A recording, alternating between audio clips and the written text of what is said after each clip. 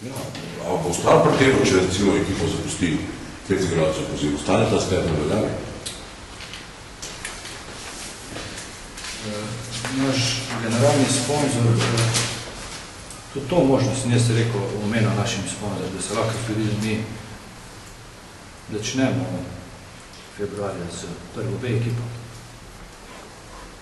Teoretično, tudi to možno, ne. Upravni odbor je pripravljeno vse.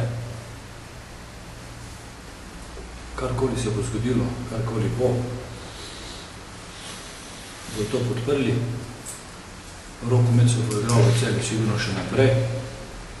Jaz sem siguren, če se bo zgodil najbolj črn scenarij, v kar dvomim, in še enkrat poudarjam, da verjamem v te igralce, da bojo sprejeli te stvari.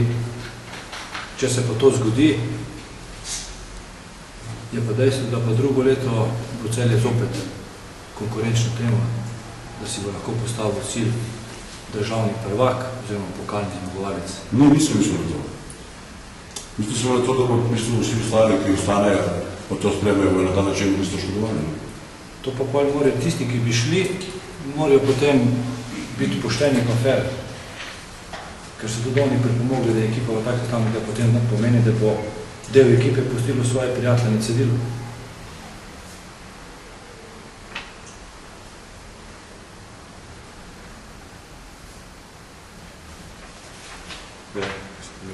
No, verjetno se pa skrivaš, da niso oni vsi skupaj podpisovali pogodbe, ampak jaz sem rekel. Točno tudi to je bilo, bi rekel, včeraj izpostavljeno na strani igralcev, da tukaj so določeni igralci, ki imajo zelo male te prihodke in zdaj so pač tudi oni vključeni v to kazen, ampak, kot sem dejal, kolektiv, to je 16 igralcev, upravni odbor je tako sprejel in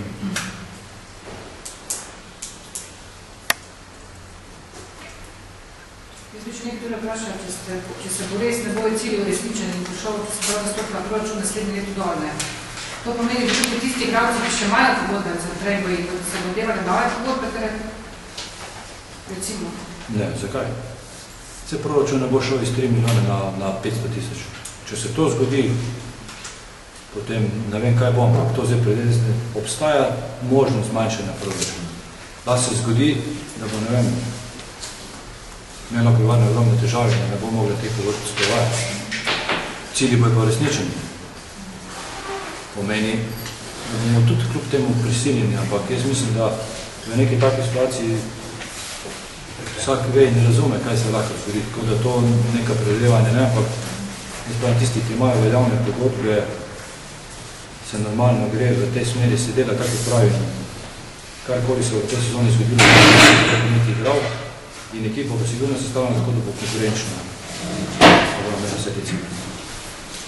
Je pa sigurno, da Celjeci, tudi če so doseženi vsi cilji, Celje ne more več privoščiti, glede na situacijo, ki je v Evropi, da ima 15 oziroma 16 igralcev vrhunske pogoje ali zelo dobre plače, da tako rečem.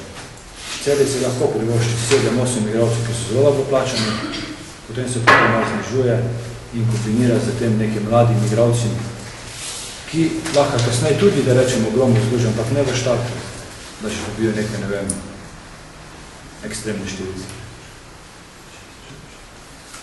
Ampak tako, če govoriš, če bi začeli staviti ekipo šele februarja, to pomeni, da na trgu ne bodo dejansko imeli česa več.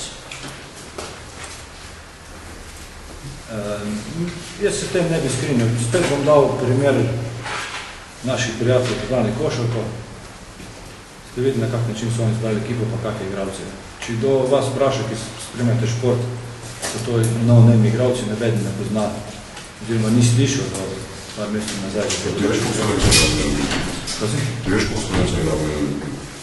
Koliko Slovencev? Ja. Ampak se pravim, se bomo prilagajali. Se pa nas je tudi dosti Slovencev. Imamo medinski kader, je tudi po Sloveniji določeno število igralcev, ki bi mogoče in Celje bil zanimivo. Tako da, se pravim, se bomo mogli v dani situaciji prilagajati. Jaz bi najraje videl, kot direktor kluba, da imamo že danes podpisane pogodbe 4-5 milijonov igralci, da že danes vsi te igralci, ki pogodba poteče, kaj in kako bo, Drugo pa, tako sem rekel, jaz verjamem v to ekipo, verjamem, da tudi nekateri od teh igralcev, ki pogodbo poteče, se še vidijo naprej v Celju. Tako da ni zdaj stvar tako črna, da bojo ti enostavno klub zapustili, ker toliko, ko so igralci naredili dobro, da ta klub je tudi ta klub naredil za igralce. In jaz, bom rekel, razmišljam pozitivno in sem pripričan, da ne bo tako hodo oziroma črno. Pa je že kdo napovedal teh, ko so zdaj v ekipi odhod v sezoni oziroma imate zanime, kakih drugih klubov zakidati vaših igralcev? Danes dopoldan, zdaj je bil pri mene Renato Vogrinec in je izrazil željo, da bi sporazumno prekinil pogodbo. Zdaj. Da bi klub zapustil že v tem prestopnem roku.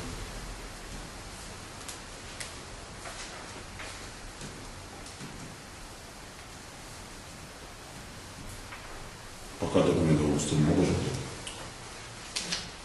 Ne bomo delali nobenih problemov, jaz sem na Renatu razložil nekaj stvari povedal.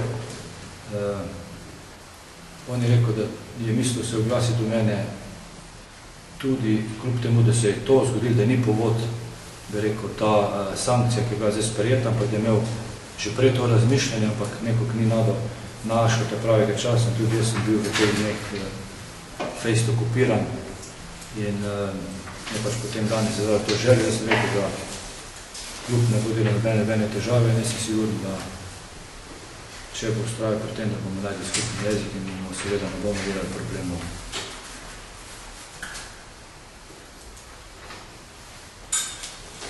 Še drugi je izrazil želje, da bi zdaj šel, kdo je izrazil želje, da bi točno? Dragan Gajić je izrazil želje takoj po odhodu našega bivšega trenerja Nokose Darušiča. Dragan ima še 1 leto to, plus 1 leto veljavno pogodbo. Jaz sem njemu tudi, klub mu je ponudil podaljšanje pogodbe, to pomeni vse za 2 sezoni. To pomeni, da je bil Dragan v Celju 3 sezone. Njega smo videli predvsem, da bi lahko tudi na poziciji desnega beka pokazal dobre igre, kar jih je že pokazal, da bi se lahko še tukaj, bi rekel, bolj uveljavil, kajti njemu je želja že, bi rekel, nekaj časa, da bi se poskusil v tujini in jaz sem mu dal tudi nek moj nasvet, da se veliko lažje poda v tujino kot igralec na zunanji poziciji, kot pa krilni igralec. On ustraja na tem, ko sem se jaz z njim pogovarjal, ko je še bil igralec Zagreba, ko ga je Zagreb dal na stranski tir, sem z njim imel te razgovore, da bi se vrnil v Celje in je rekel, da se vrne v Celje zaradi Nokese Darušiča in zaradi mene. Zdaj je pač izrazil želje, ker Noki ni več tukaj, bi on klub zapustil in klub tukaj ne dela problemov. Nima v pogodbi z nobeno klavzulo določene odškodnine, klub je določil odškodnino, za Slovenijo je 1 cifra, za tujino je 2. Je čisto prostega razloga, ker če Dragan Gajić danes odide v Slovenijo k našim konkurentom, smo jo postavili tako visoko, da bi na koncu klub bil zadovoljen. Če lahko to v Sloveniji plače, bomo veseli.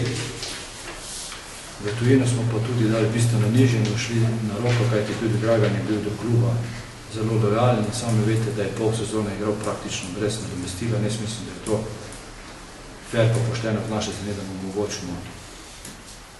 Ima pa konkretno ponudbo Montpellier. Ampak to zelo po koncu sezone ni bilo govora.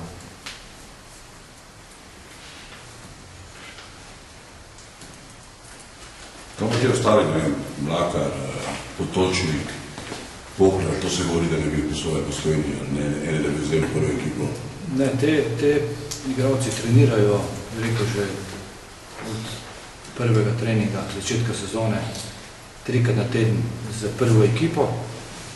Žal so pri nas prve igre takšne, da oni nastopajo za prvo B-ligo, ki je tudi v članski konkurenciji in je ta prestop iz prve B v prvo A, bi rekel, omejen.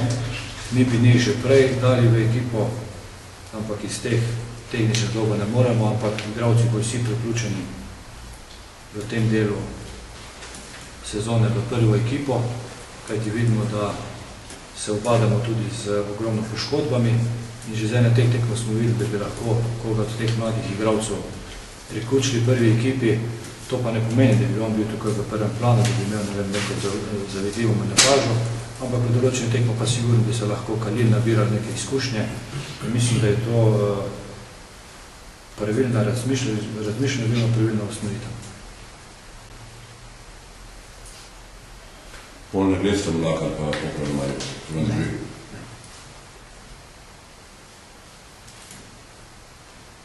Vsaj do mene ni prišla